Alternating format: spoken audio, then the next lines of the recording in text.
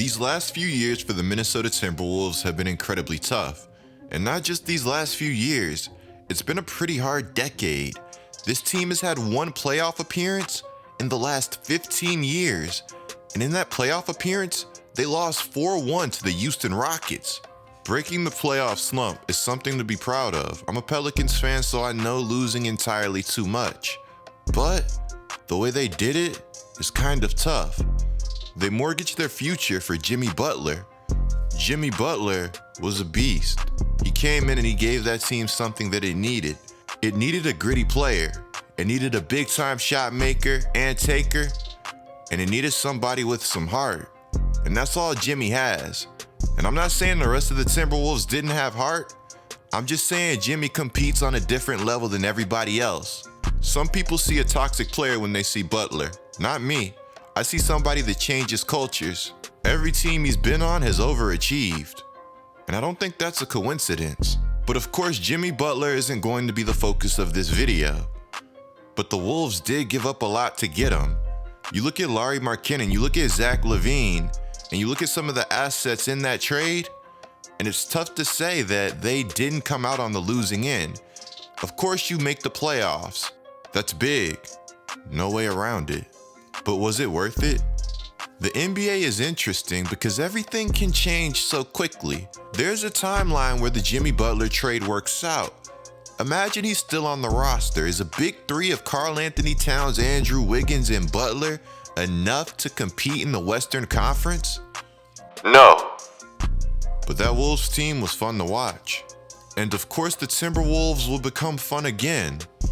But I'm not sure it's going to be with this core. This video, I'm going to be talking about Karl-Anthony Towns being incredibly frustrated with the Minnesota Timberwolves and some steps the Timberwolves can take to make things right. I'll also be talking about Karl-Anthony Towns saying he is the perfect fit for the Golden State Warriors offense. But before we get into that, be sure to subscribe and turn on notifications. You will not want to miss another Deep Coop video. And that's facts. I'm trying to get to 200,000 subscribers so I can go full time and bring you guys daily content. So be sure to subscribe and turn on notifications. So you guys know the drill. First question in the comments below gets answered during this segment of the video. So the question is, do you think Dirk is a top 15 player of all time? Also, do you think he's underrated due to the lack of championships? My answer for this question is going to be, I'm not sure. You really don't see me mix the old school with the new school too much because it's hard.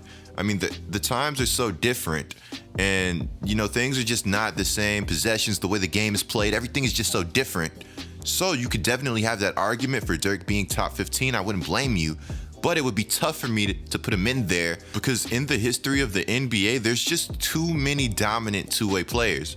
But I also think that the ring that Dirk got was incredibly symbolic of his career. And when you take into account the team that Dirk and the Mavericks got that ring against, it's truly a special ring because at that time, the NBA was loaded. With that being said, guys, be sure to follow my IG, handle G like Coop. You will not want to miss another post. The Timberwolves start the season 3-0. They let this tweet fly. The Wolves are going to be bad this season. Turns out they actually are. Since that tweet, the Wolves are 8-29. But there are some positives. Andrew Wiggins took a major step forward, having his best season since his 2016-2017 season. His assists are also up, averaging 3.7 a game, which gives him a career high. To be short, Wiggins is a good player on a bad contract. It's a contract that I don't want to say is going to be hard to move, but it could be better, and we'll go more in depth about that later in the video. Another positive is Karl-Anthony Towns, who on the offensive side of the basketball has been an absolute dynamo, the best center in the league bar none. This is the type of level that he's been hooping on. Don't let the all-star snub fool you. To give you guys a perspective on exactly how good Karl-Anthony Towns has been on the offensive side of the basketball, he's averaging 27 points on monstrous efficiency for the amount of jump shots that he takes. He's hitting threes at 41%, taking like 8 a game. Cooking, right? But wait, it gets better. The Timberwolves without Karl-Anthony Towns rank last in field goal percentage and in three-point percentage. They also rank last in true shooting percentage And without Cat, their offensive rating dropped 6 spots, putting them at 28th in the league. But of course, with or without Cat, things have been tough for the Timberwolves. While players like Wiggins and Covington have value, they're just not consistent enough to keep the Wolves' offense afloat for stretches with their inconsistencies. Fortunate for the Timberwolves, Covington should be a major get on the trade market due to his great defense. Oh yeah, defense, I almost forgot. Cat is currently the worst defensive center in the league by advanced stats. Since he's returned, the Wolves' defense has gone from 25th to 3rd. Ironic, because coming in as a rookie, everybody thought Cat would be a defensive beast. How bad have things gotten for Cat? He hasn't won a game since November. We're in February. And of course, don't get confused. I think Cat is still one of the best bigs in the entire league, if not the best. I think a lot of times defense can be attributed to the system the coach is running, what the player is asked to do, and also the effort level that player is applying on the defensive side of the basketball. After the 14th straight loss for the Timberwolves, Cat sounded absolutely defeated. It was kind of heartbreaking to watch. He let us know that he was frustrated multiple times and pretty much that this losing was not okay. How frustrated are you? What you think? Nobody in the NBA likes to lose. And when you're bad, you're this bad, it piles up. Cat himself said nobody wants to be a part of history, but we put ourselves in the history books for the wrong reasons. Which brings me to this clip of Karl-Anthony Towns doing a lighthearted interview with GQ. Cat stumbled upon a question on Reddit.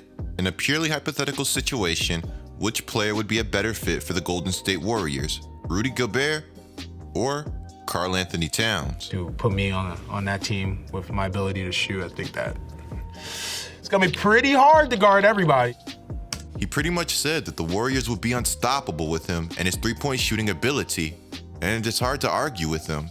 Cat would be a dream get for a team like the Warriors for multiple reasons that go beyond spacing.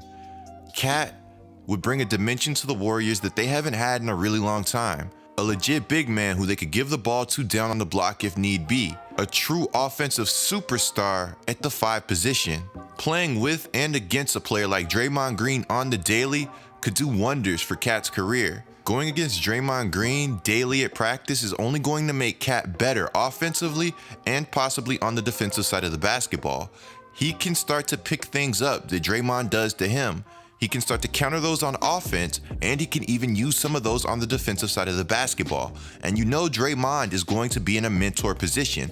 He's going to be trying to show Cat everything that he knows so he can become great on the defensive side of the basketball also. Green would also be able to mask some of the problems defensively that Cat currently has. In past years, the Warriors have done a great job playing and emphasizing team defense. And again, that's why I think coaching plays a large part in how players play defensively.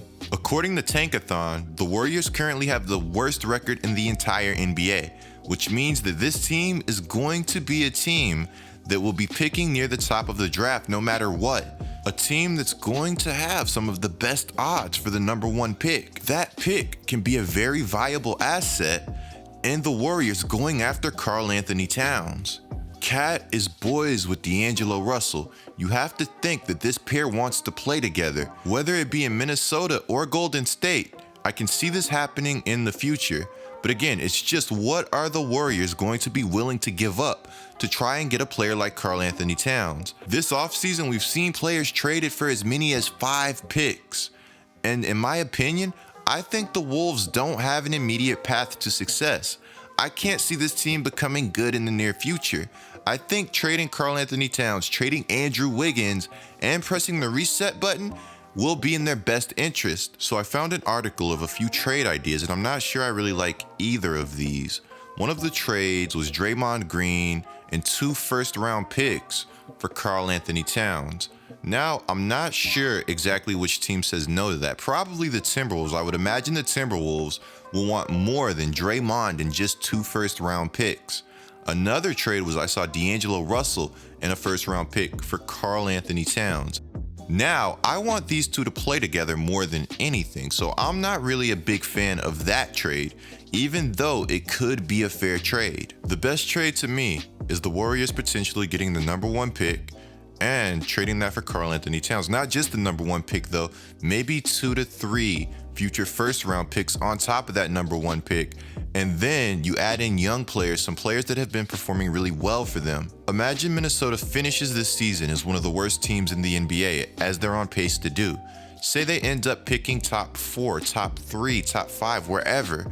Then they trade Cat, they get a haul of picks from Golden State, one of those being one of the top picks this year. Now all of a sudden you have the opportunity to pair LaMelo Ball with James Wiseman, or LaMelo Ball and Anthony Edwards. You give Minnesota a reset button, a hard reset, something to look forward to. And then you give Jarrett Culver a team that he can invest in, players that he's on the same timeline with. Not saying he's that far off of the timeline of Wiggins and Cat, but you guys get what I'm saying. Another destination for Cat that I honestly like is the Brooklyn Nets. I would love to see Brooklyn make a play for Cat. Jared Allen, LeVert, Dinwiddie, and future picks, possibly throw in Nicholas Claxton, and that's a package with a ton of talent.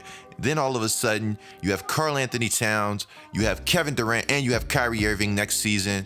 Could be absolutely ridiculous. My disclaimer to Wolves fans is that I think Jared Allen is going to be a bona fide star when he truly starts to expand his role. With that being said, I know the Wolves are currently not looking to trade Towns, but with the right offer, I think anybody is available. Let me know what trades you guys think would be good for Towns. Be sure to click the video on the screen right now, guys. It's me going over 5 players that were snubbed from All-Star Weekend. Be sure to subscribe, notice on. I'm D Coop, and I'm out.